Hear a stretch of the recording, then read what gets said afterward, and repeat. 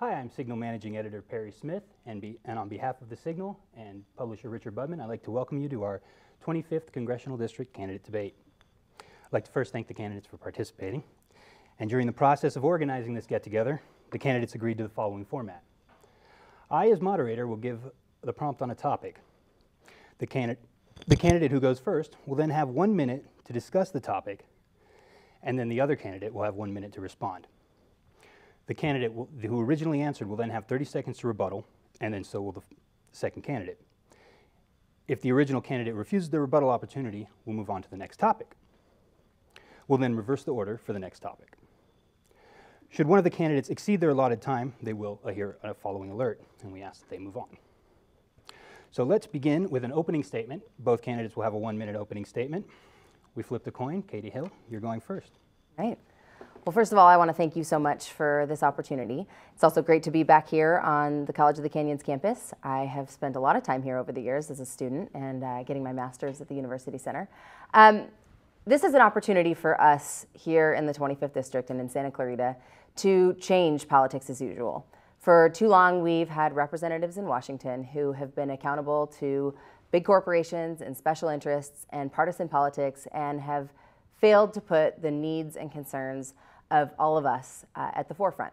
So instead of common sense solutions, we've seen political rhetoric, we've seen people say one thing and then do another, and we've seen now decades of the same problems over and over and over again without real solutions. So it's time for all of that to change. We have a chance here in this district to cast a vote that will be more important than any vote we've ever cast here. So I look forward to this debate, and I look forward to the opportunity to serve this district. Thank you so much. Thank you, Katie. Steve Knight, you have 1 minute. And I want to thank the Signal for putting on this forum. I want to thank Ms. Hill for coming to the forum. You know, it's interesting. We're talking about resistance and results here, I think. I think that you've got a candidate that wants resistance, and you've got a candidate that's got results. In my first 9 months in Congress, we did the #1 priority in this valley, and everyone talked about it. It was CMEX. In 9 months, we turned around the contracts 180 degrees. They cannot mine. CMEX cannot mine. In my next session in Congress, we did a bill making sure that there wouldn't be any mining in that area in the future. That is a result. We looked at CDBG funds. CDBG funds were down. We put $100 million into CDBG funds so that cities just like Santa Clarita can use that type of money for senior centers and other types of issues.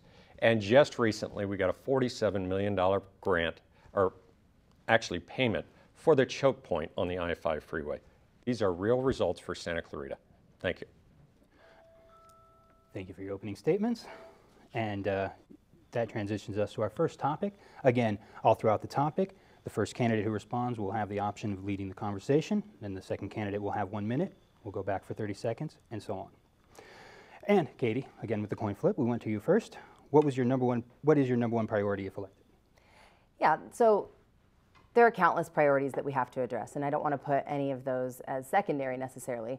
But I think the underlying issue that we face in terms of addressing any of those other issues is our accountability in government. And part of that means really restoring faith of people in our politics, in our government, and in our institutions. So one of the first things I want to address is campaign finance reform.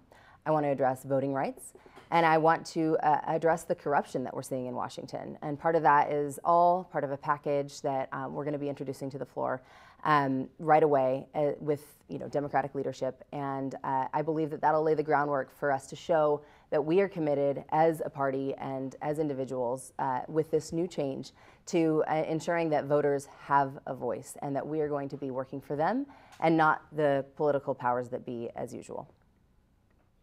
Steve, you have a 1 minute response. Well, again, we are the local congressmen, so we worked right here with the district. We work with the issues of the district. We don't go to Washington, D.C. to find an issue so that we can work on some big Washington, D.C. issue. We actually talk to the city council and the members of the community to fix something here. Now, for the last 24 years, CMEX has been the #1 issue. Absolutely. Anyone in Santa Clarita would say that. The choke point at the I-5 as it cuts off to the 14 have been a huge issue. So these are accomplishments. But when you go to Congress and you're sitting on committees, you better have a plan of what you're going to do. I set on armed services. The reason I set on armed services is so we can get more training, more pilot time, more sailing time, more ground pounding time. That is what I've worked on. That'll be what I continue to work on. Small business and science, I work with small businesses to see how they can achieve their goals and continue to create opportunities. Katie, you have an option for a 30-second rebuttal. Yeah, just a couple of things. First of all, I've been a resident of Santa Clarita for most of my life, and Congressman Knight keeps saying that CMEX is the #1 issue, and I hate to say it, but that's not the case for most people I know, and I think that CMEX is an important issue, of course, but it's something that I hadn't even heard of until relatively recently, and it's certainly something that my parents, my friends, my family hadn't heard of.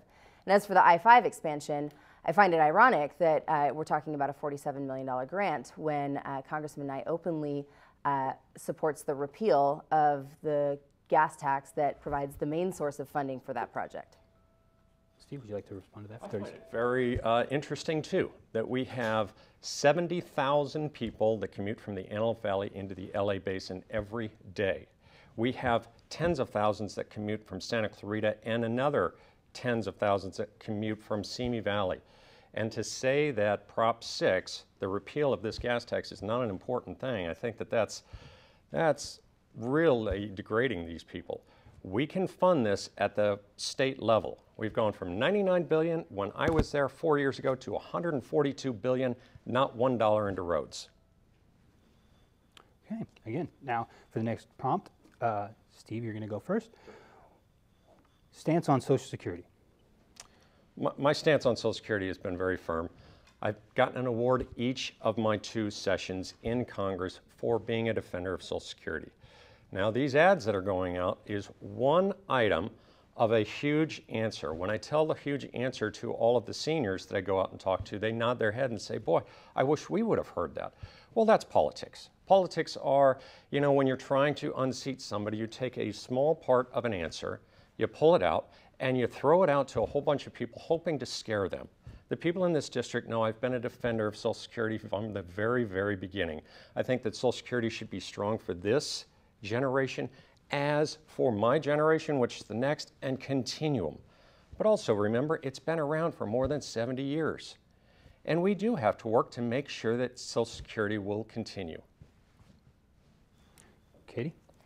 Yeah, so I'm endorsed by every major organization that supports Social Security and Medicare that has made it a priority to protect our seniors.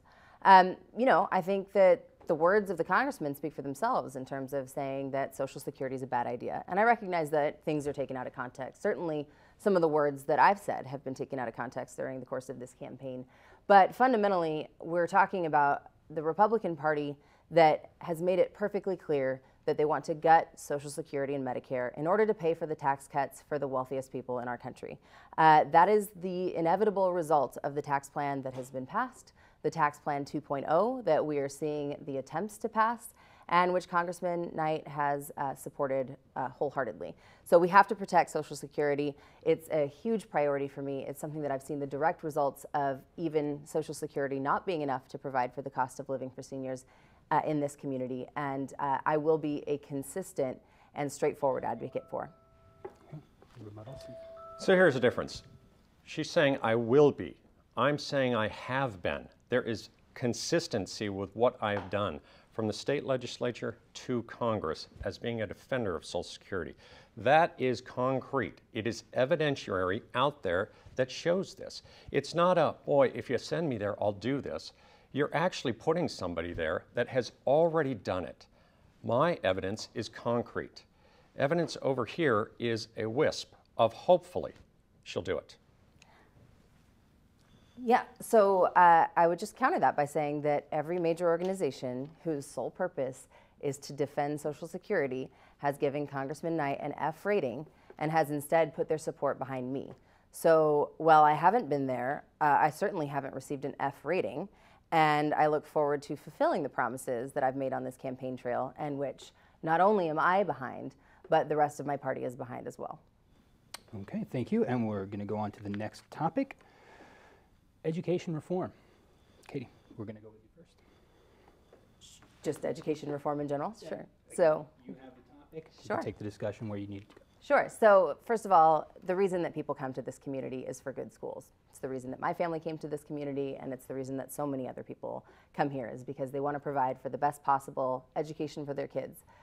The reality is that at the federal level, we have an absolute mandate to provide for the funding that makes sure that kids who are in every community, whether it's parts of this area or other, in the Antelope Valley, other regions, to have the same kinds of opportunities that I've been afforded and that other people here in this valley have been afforded.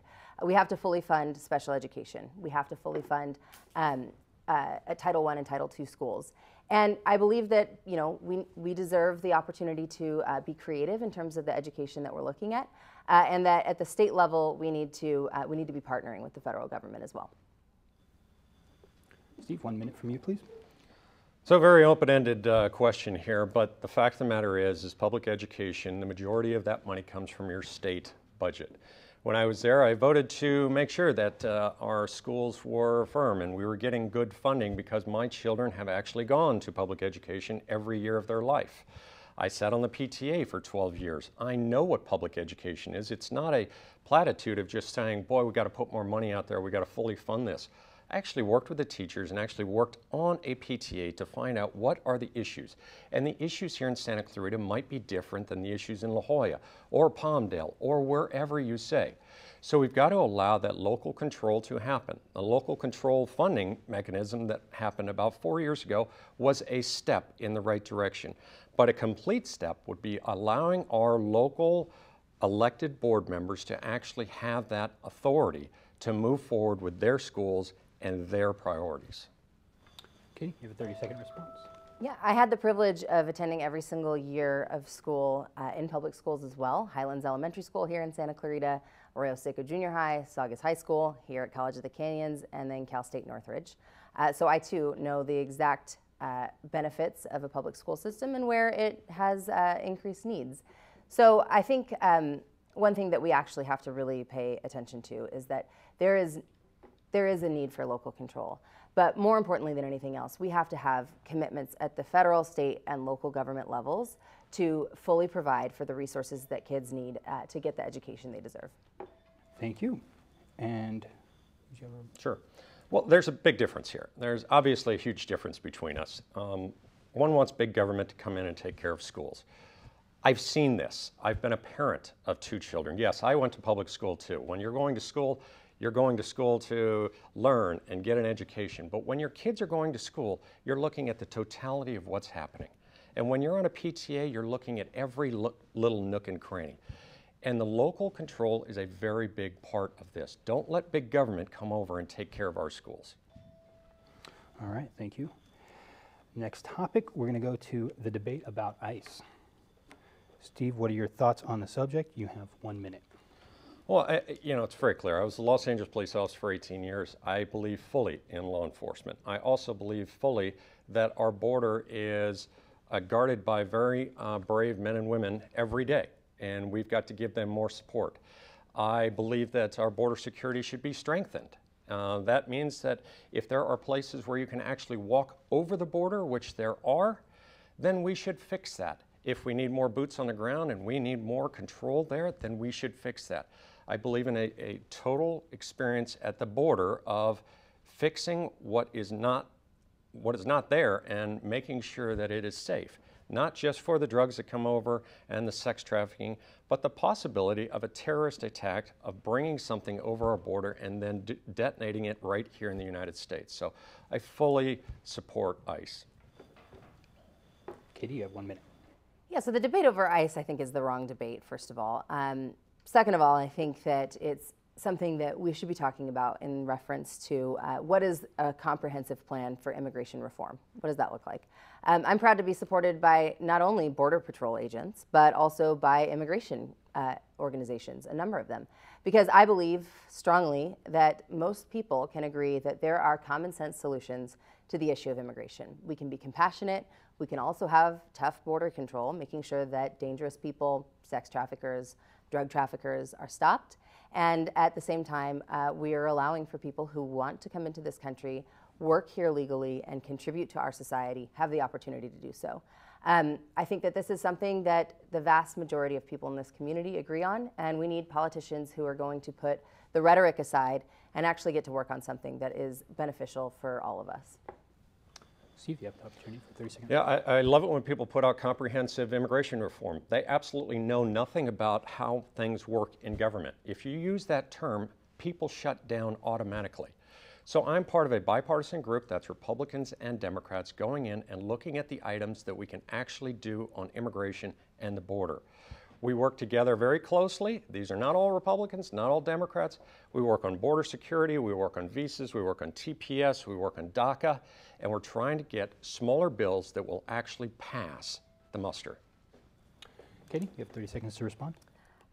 Yeah, so the Republican Party has made it clear that they are not willing to get anything done on any kind of immigration policies. And well, no matter what Congressman Knight's personal views may be on immigration, there's only one vote that really matters on whether we're going to be able to do anything on immigration in the coming years, and that's the vote for Speaker, because Speaker is who determines whether that's coming to the floor or not. And we've seen over and over again that Congressman Knight is accountable to the Speaker that is currently there, to Donald Trump, and to what I would assume is Kevin McCarthy. Okay, thank you. Moving on to the next topic. We touched on CEMEX, so I'm going to go, we'll circle back to that and take line item control for one budget item. You have 1 minute. Is it mine? Yes. Sorry. Okay. Be a little bit more. No, I apologize. Steve, you went last first time. It is Katie's turn to go. Yeah, can you be a little more specific? What do you mean by that? If you had control over one budget item, complete line item control, you could add to it, you could remove it. What would you do? And which item? Sure. And what would you do? So one of the major items that I think we need to address is with respect to housing. And one of the issues that we hear about over and over again across this entire district is the lack of housing that people can afford. That goes from home ownership all the way through multifamily housing and rental units down into people experiencing homelessness, because it's an effect that ripples across our entire community. We need to have tax credits that are going to make it more possible for people to buy their first home. We need to ensure that we are protecting the mortgage interest rate deduction that makes it possible for people to afford mortgages in the long run. We need to actually develop rental units, because currently one of the reasons that our rents here rival those of New York City is because there's not enough of them. There are not enough multifamily rental units that are available to people who can't afford to buy a home right now. And high rents and low vacancy rates are exactly what lead to homelessness. So that's one of my issues that I have a great deal of expertise in, and that I look forward to bringing that experience to Washington. Thank you. Steve, you have 1 minute to respond. I think if I understand the question, these are big, expansive items, but the one that moves kind of quickly year after year is defense. Defense of the nation moves in different avenues as the year goes by. We don't know who is going to be our threat or who's going to be actually our friend or foe in certain times of the year. So I would say in defense, we need to be a little bit more open to that if you're talking about a line item veto on certain issues in defense. But remember, the National Defense Authorization Act is the only thing we've passed in Congress for 50 plus years that comes out of armed services. And once that is passed and into law like it is now, then certain things can happen from Department of Defense and issues like that. But remember, defense as a whole of this nation is something that moves as the threats appear. Katie, you have 3 seconds to respond. I don't think I need to respond. Okay, then we'll move right to the next item. Legislation for the 3D printing of guns. Steve, you have 1 minute. So I've been very clear on the legislation of 3D printing guns. First, I am a gun owner. I wouldn't own a 3D printed gun. I just don't think that that's something that's safe on the very first part. And the second part, I don't know how we're going to track these guns at this level. A gun needs to have a serial number. A gun needs to have tracking. When I was a police officer, we had many guns that were on the street that were stolen from burglaries, and the gun had never been registered. So now we have to kind of track where this gun goes and all of that. 3D printing brings a whole new kind of issue of guns that could be very dangerous. And it's not a proven technology. It's not anything. It's just I think that the people that are going through this are trying to do something that is not there. Okay. Katie, you have 1 minute to respond. Sure. So what I didn't hear from Congressman Knight is an answer regarding legislation. And the first thing that we need to do is to pass legislation that does ensure that if 3D gun printing is happening, that we are saying, A, that it's illegal, B, that if there is any kind of exception for which it's legal, that there's proper monitoring and tracking. And I recognize that, of course, we're not going to be able to monitor that completely, but there are all kinds of illegal activities that we're not able to monitor completely. But the only way that you can start to do so is if we actually have a law in place. But one thing I did want to point out is just that, you know, recently we've heard from Congressman Knight that he is no longer taking NRA money. But I think the reason you might not have heard anything about legislation is because he still has an A+ rating from the NRA. The NRA opposes regulations on 3D printing of guns and on any kind of gun regulations. And that's something that is going to continue to be a problem. Steve, you have 30 seconds. Experience matters. It's already illegal. It's already a crime. So experience does matter. If you don't know these things, you can come into a debate and just say whatever the heck you want, and people will go, boy, that sounds right. But when somebody calls you on it and says it's already illegal, it's already in a federal code, then there's a problem there. The issue with guns is I'm a responsible gun owner. Katie has put all of her guns on a kitchen table in her house and gotten into a whole Facebook thread about the guns. That is absolutely nothing I would ever do. I'm a responsible gun owner. I lock up my guns, nobody can get to them, and I'm very safe when I use my guns. Thank you, Katie. I just think it's funny that we're talking about a Facebook picture of guns when we're talking about somebody who has the A+ rating from the NRA, but that's okay. So, you know, I know for a fact that there's not legislation that specifically calls out 3D printing of guns. So anyway, I think that we can argue about this all day long, but the fact is that we need people who are going to be accountable to people in this community and not to the gun lobby. It's that simple. Okay, moving on to the next topic, fixing the VA. Katie, you're up first. Sure. So as the executive director of PATH, one of the most significant things that we worked on was veterans experiencing homelessness. During my time there, we literally helped thousands of veterans move off the streets into permanent homes. We saw over and over again the failure on the part of the VA to adequately serve veterans who were traumatized in their experiences, whether that's through PTSD or ultimately some kind of mental health issues or substance abuse. And what we know now is that those services are being cut, and they're being quietly cut and undermined by attempts at privatization and by attempts to undermine the resources that are already in place. So the Sepulveda VA, which is the one that serves most veterans in this community, has completely ceased to provide mental health services. So people either have to go down to West LA or they need to they get telecare for mental health services, and that is one of the biggest crises facing our veterans. The other thing is housing. All of these are major issues, and it's something that we cannot ignore. We have to provide the resources, and we have to have someone who's committed to doing that. Thank you, Katie. Steve? Look, I don't think there's anybody in Congress that's worked more closely to the VA or with the VA than I have. My last week I was there before we came home to be in the district. I had 2 meetings with a deputy undersecretary and other folks in the VA about our program. Our program is to allow veterans to actually go into an urgent care clinic in the district, right here in Santa Clarita or Simi Valley or Palmdale, and get care instead of having to go to a CBOC or Sepulveda or West LA. The issue with psychiatric care and psychology care and clinicians down at Sepulveda, we are very aware of that. In fact, we brought this up to the undersecretary and said this is not acceptable. And when you go to West LA, now there are only 3 clinicians down there with 7,000 patients. So if a new patient goes in, they're looking at about a 4 to 6 month time period before they will get their appointment. So this is absolutely out of bounds for us. We work very closely with them to fix these problems, and we've been doing that for 3.5 years. Thank you, Steve. Katie, you have 30 seconds. Well, the reality that is the problem with why the VA is understaffed in terms of psychologists, psychiatrists, and healthcare providers across the board is because of pay and staffing shortages.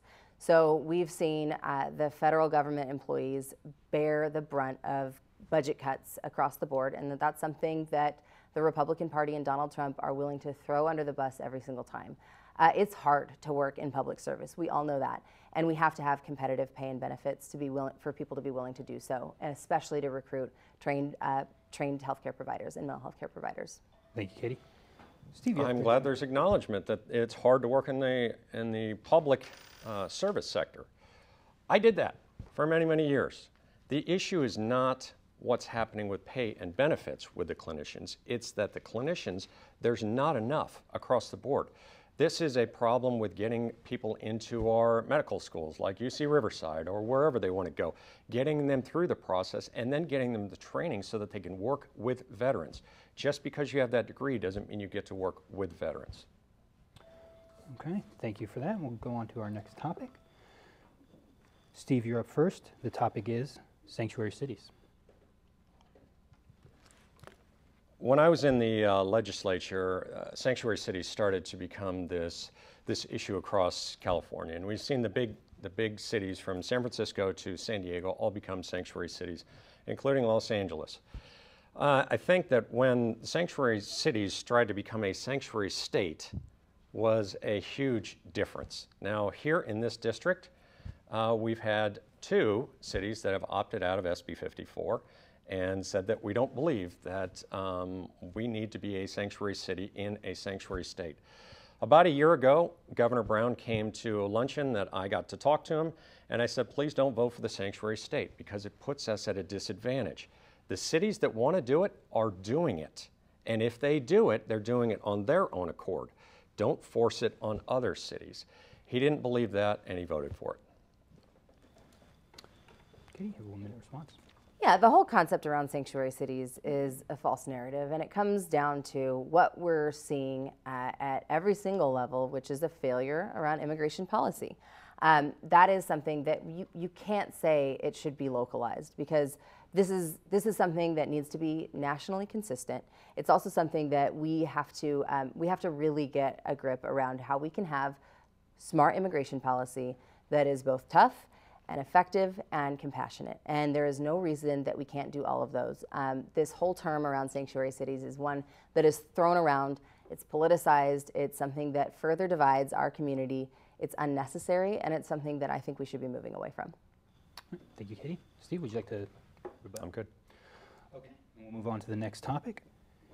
Katie, you're going first, and the topic is net neutrality. Sure.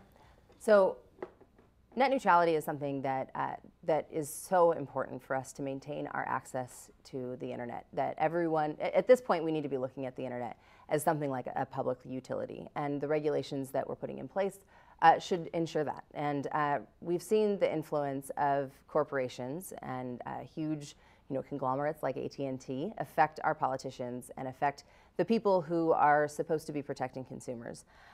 We saw the impact of net neutrality, or the lack of net neutrality, impact firefighters who were trying to fight in California fires. It's something that I think we have to absolutely address. It's affecting the entertainment industry. IATSE and the Writers Guild of America are some of the organizations and unions that support me. And it's reducing jobs. This content, major content, is created by Netflix and by Hulu. And now, if we don't have net neutrality, then that is going to cut jobs in our community right here in the entertainment industry. Thank you, Katie. Steve, you have 1 minute to respond. We've been very vocal about this. We've been very supportive of net neutrality. We think that the speed throttling and everything that could happen because of this is something that could hurt the content of getting that speed to users. We've been very clear on this. I am a huge supporter of net neutrality, and I think that when we see this in the 116th Congress, this is going to blow up, and there is going to be a lot of friction between the two, whether Democrats are on one side or Republicans, or if you get some crossover. But I actually think this is something that's going to be worked out with Democrats and Republicans to make sure that when people go onto the internet, there is no throttling, they're getting their content, it's coming to them at the speeds that their neighbor is getting it at, and contracts can be worked out instead of using those as a hostage. So I've been very clear on net neutrality. Katie, you have 30 seconds to respond. Yeah, I think, again, this is something that with whatever Congressman Knight's personal views are on this, if we don't have a majority that is going to put people before corporations, then we're not going to see any movement on this issue. The Republican Party as a whole and President Trump have made it clear that they do not care about net neutrality. They do not care about consumers. They care about profits, and profits for the corporations that their shareholders are donating to their campaigns. So we need to make sure that we have people who are not accountable to those entities. Thank you, Katie. And so again, I've been very clear. I've written articles, put things out about net neutrality, and by her definition, she doesn't want an independent thinker in Congress, because she is saying that the Republicans want to do this, and yet Knight won't do that, what they're saying they want to do. So that would be an independent thinker. That would be somebody who goes up and looks at the issue and actually makes a decision with their own brain. So I've been clear on net neutrality. I've been clear that I'm very supportive. all right. Thank you. We'll go on to our next topic, which is our biggest national security threat. Steve Knight. So our biggest national security threat is about fivefold. But if you look at our near adversaries, you're looking at Russia and China. You look at China because just the sheer impact of their economy and the amount of money that they can put into new technologies and their buildup of their defense over the last 5 years.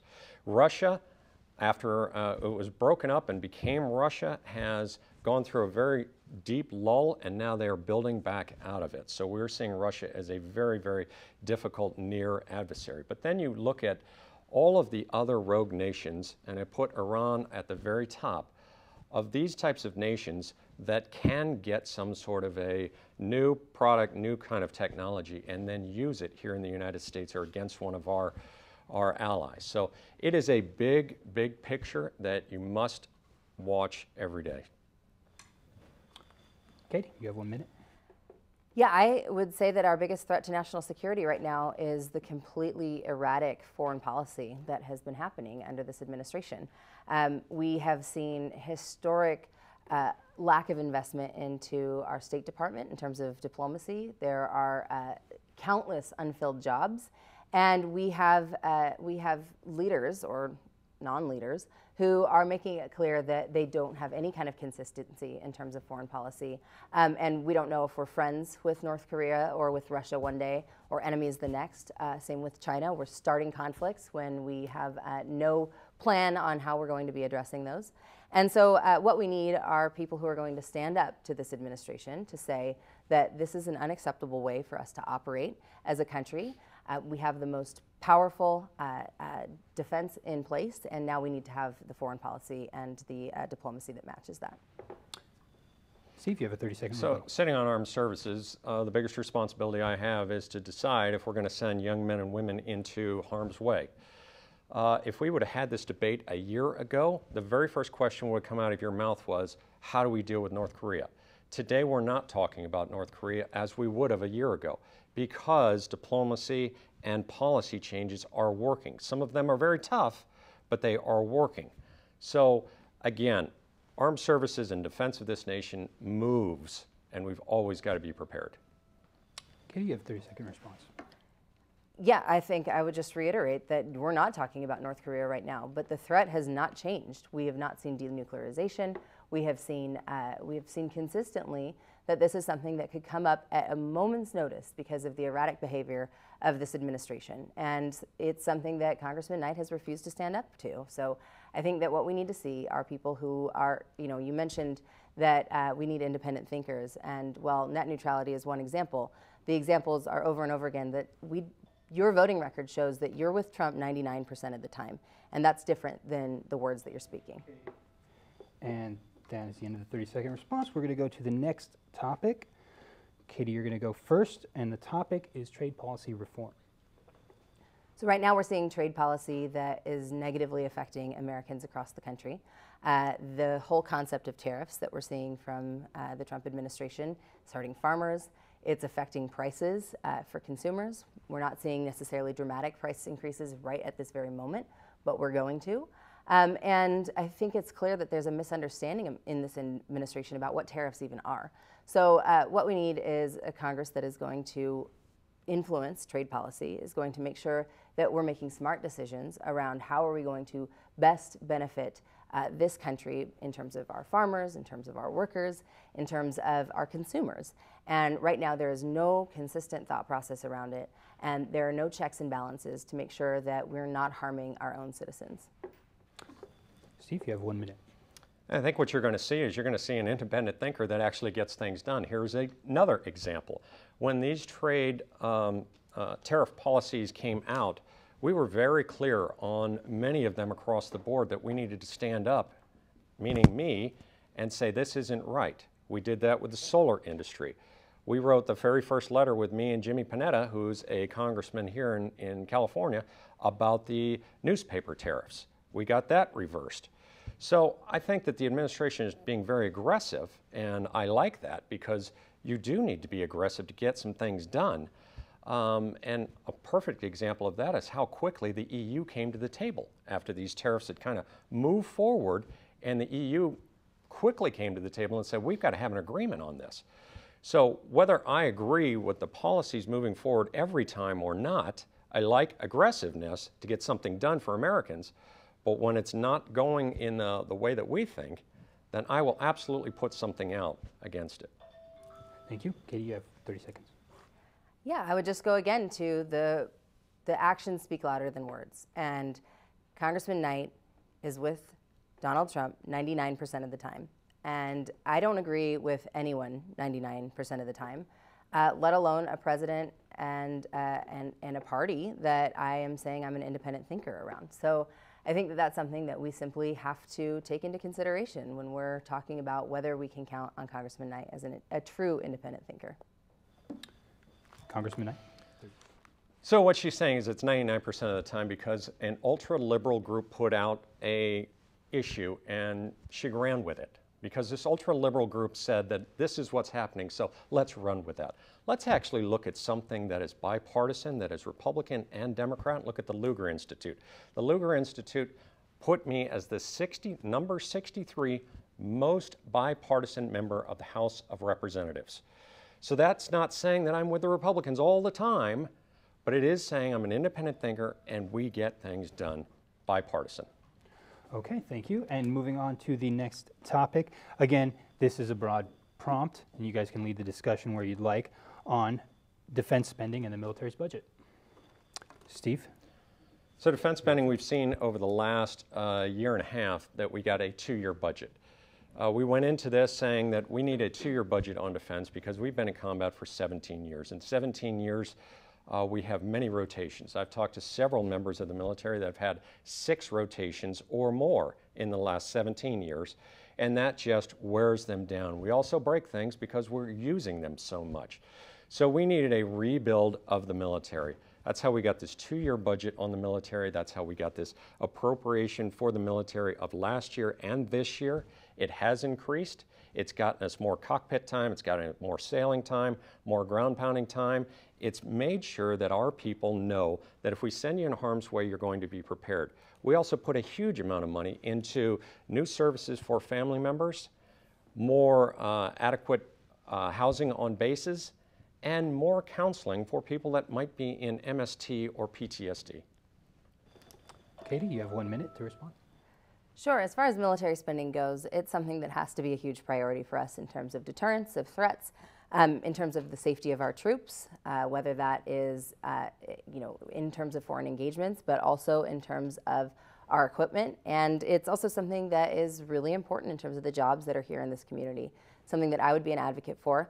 I also think we actually need to consider that it is through armed services and through defense spending that we are actually providing a great deal of social services. And I think that that has been one of the only avenues through which we can actually get spending bills or spending to be passed because of the true partisanship nature of so many things.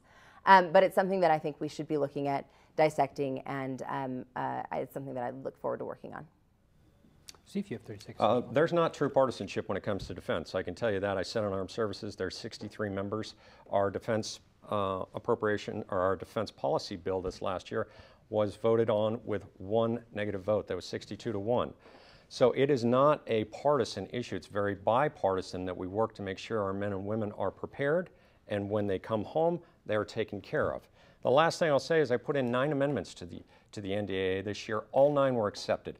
All 9 will have a direct impact on this district. Okay, you have 30 seconds. Yeah, my point was that armed services is actually not partisan, whereas so many other things are. But that actually gives me the opportunity to go back to bipartisanship. And I think, Congressman Knight, you mentioned that you were the 63rd most bipartisan person in Congress. And, you know, I did a lot of horse shows when I was a kid, and I don't recall ever getting a medal for 63rd place. But I do appreciate that there's some effort going on there. Okay, thank you. And that actually goes to our next, That actually goes to our next topic, which was going to be bipartisanship. Katie, you have 1 minute. Sure, this is something I'm really excited about. I grew up in a bipartisan home. My dad's a police officer and a lifelong Republican. The first time he ever voted for a Democrat, ever, was when he voted for me in June. And my mom's a Democrat and a registered nurse. And I know that these issues, the issues that we're talking about, have been increasingly polarized, but that doesn't represent the true views of most Americans, including the people here in this community.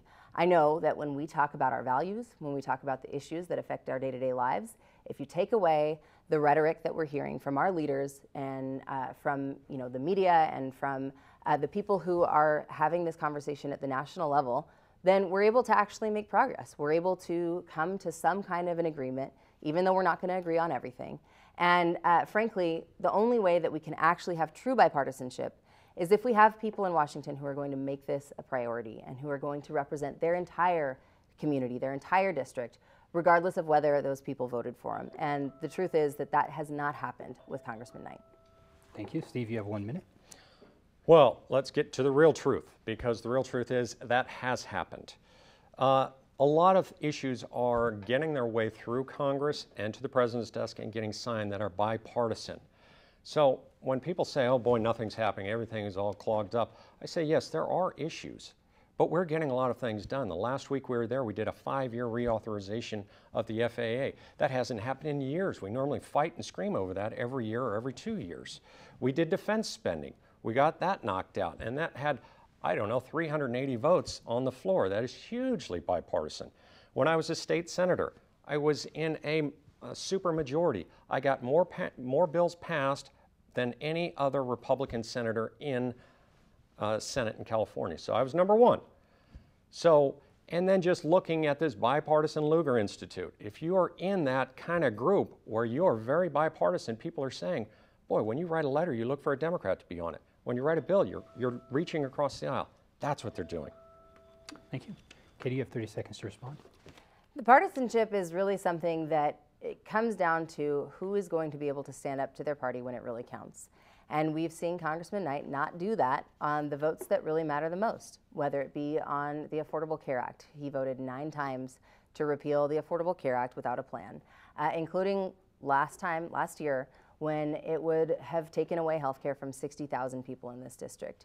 We've seen that when it really matters, he is accountable to his party because they are the ones who are funding his campaign, and that's not something that I would have.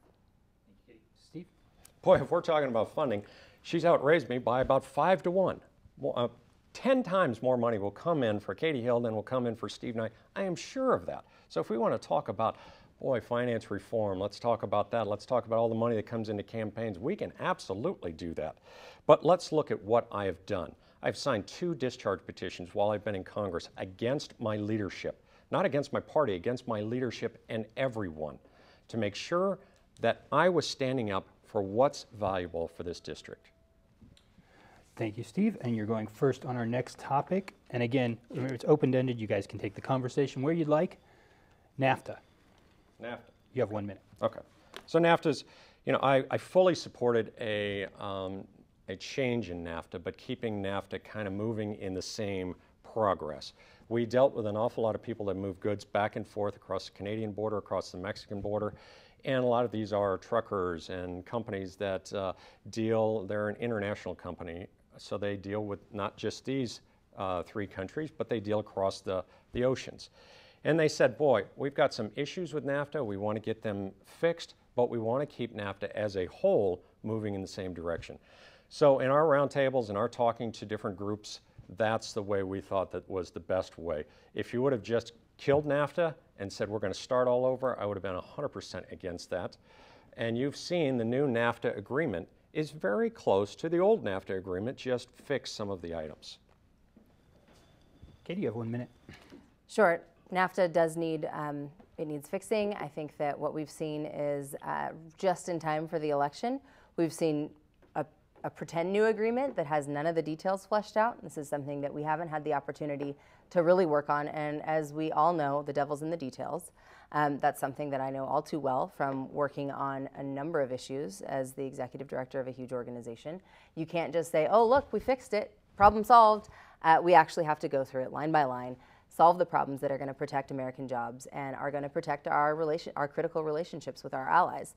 So it's something that we have to make sure that we are on a continuously moving forward basis, working through the details in an effective manner. Thank you, Katie. I'm good. If there's, okay. Okay, going to the next, speaking of relations with foreign countries, the topic is U.S.-Iran relations. Katie? Sure. There's no doubt that Iran is one of the most dangerous entities in the Middle East and across the world, that we have to do everything that we can to ensure that we're preventing them from getting nuclear weapons. I have a number of concerns with the way that the Iran deal was taken off the table completely. I think that it's something that was not perfect, but that it gave us some kind of plan in place, particularly in terms of how we were working with our allies across the world to provide some measure of accountability. So I think it's a multifaceted issue. It's one that we need to continue to work on, and it's one that we need to work on in conjunction with our allies across the globe. Steve? Yeah, the JCPOA was a horrible deal. If I'm going to the table and I'm trying to get something from somebody and they're going to give me something, then we're trying to flush something out. We're trying to get a compromise. That shouldn't have been the way this was worked out. It should have been, this is what we expect. This is what we will do. Here it is. If you sign it, then we agree. If you don't, then we don't. And we continue sanctions, and we even build more sanctions onto that. Iran is hugely dangerous to not just the Middle East, but the globe as a whole. They do not want to work with the other communities in the area, and they do not want to be part of the international community. So the people of Iran know this, and many of them want to get out from under this. It's just the regime of Iran is holding them down, and unless we can get back to sanctioning them and putting these types of issues on top of that regime, then they will flourish. Okay, thank you, Steve. Good. Good, okay. Moving on to our next topic. Steve, you're going to go first on this one. The next step for our healthcare system. Healthcare. So the two biggest items in Congress that are the most difficult to talk about are healthcare and immigration. There are people that just want to make this a political issue and say, boy, you were for this, I was for that, or vice versa, and so I don't even want to talk about this because you did the wrong thing. The fact of the matter is healthcare can be fixed in the United States, but we have to sit down and work with groups. I'm part of a bipartisan group that we do look at the different issues. The very first one we are looking at is prescription medications, because we know it's very difficult to get a prescription medication at a price and continue to get that prescription at a price that's affordable for everyone. But we also have to look at the the communities as a whole and say, how can we build more products that can give the accessibility and the affordability right there and bring in more competition. So there's a lot that we can do with healthcare, but right now it's just a political issue. You voted for this or you voted against this, so I'm against you and I won't even talk to you. Katie, you have 1 minute. Yeah, healthcare is one of the #1 issues that we hear about over and over again. It's something that's affected my family personally. It's an issue that I've worked on the front lines of. And I think all we need to know about Congressman Knight's record on this is how he voted when it mattered, which is when it would have taken away health care from 60,000 people in this community. Additionally, when it comes to prescription drugs, he has taken countless dollars from prescription drug companies and voted against regulations that would have allowed us to negotiate prescription drug costs. We also have to protect and expand the Affordable Care Act. It's not perfect in any way, shape, or form, but we have to have the basic protections in place that are going to ensure that people are able to afford care. You know, it's it's well over $1,000 a month for my husband and I to have insurance that is going to allow us to keep our doctors after I left my job. And it's something that every single person in this community is struggling with. We need people who have experience working in healthcare, who are going to go there and work with all the parties and are going to get things done. Thank you, Katie. So you have 30 seconds to respond. Well, absolutely. I have experience working in healthcare. My wife is a NICU nurse. She's been a NICU nurse for now about 25 years, working with babies that fit in your hand.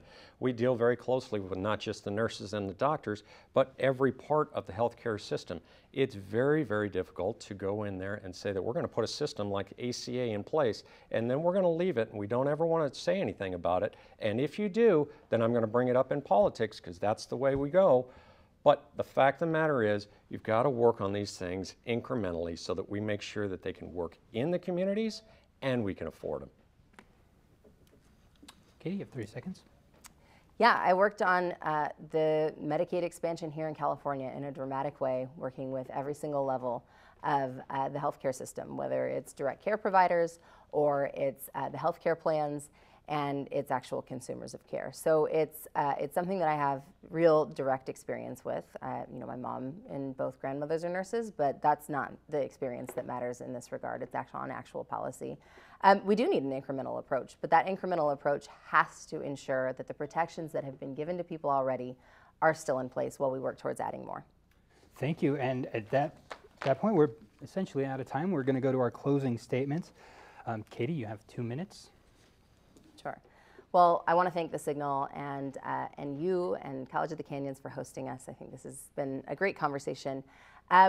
This campaign has been about organizing people and organizing grassroots for people who want a change. We know that for far too long, our political system has been about the powers that are already in place, whether that's wealthy individuals, huge corporations, partisan politics, and that because of that, we have seen failure after failure after failure to get things done on behalf of our community.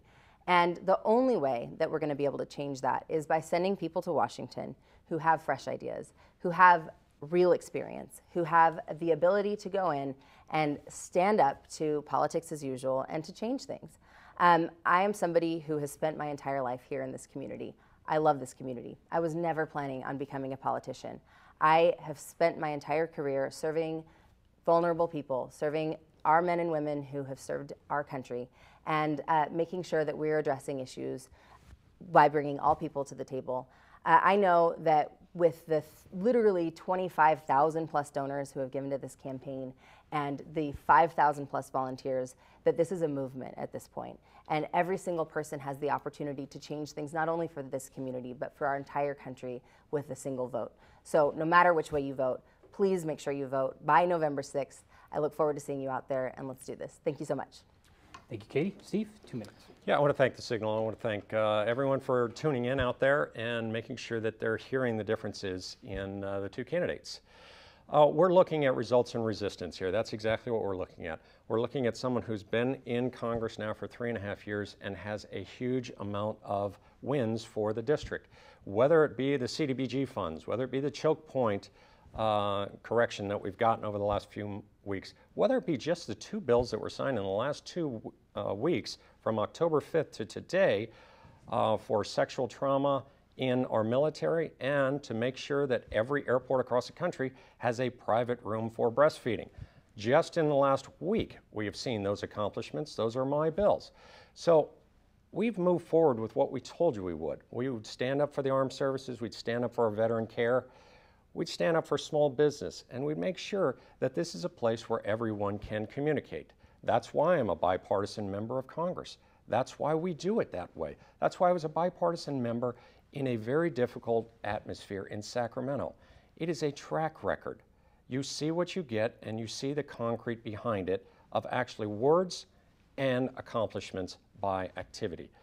If you go the other way, you're looking at a resistance of saying, boy, we can have a change. We don't want a vibrant economy. We don't want our unemployment to be at 3.7%. We actually want to do changes to all of this. That is not the way that America is going to continue to grow, is going to continue to get us out of the deficit, move us toward paying down our debt, keep our defense moving in the right direction, and working right here in the community to fix the issues of the day. Thank you very much, Perry. Thank you again. I'd like to take this opportunity on behalf of the Signal and publisher Richard Budman to thank both of you guys for being here and to remind our audience watching that October 22nd is the last day to register to vote in California, and please show out and vote Tuesday, November 6th. Thank you. Thank you.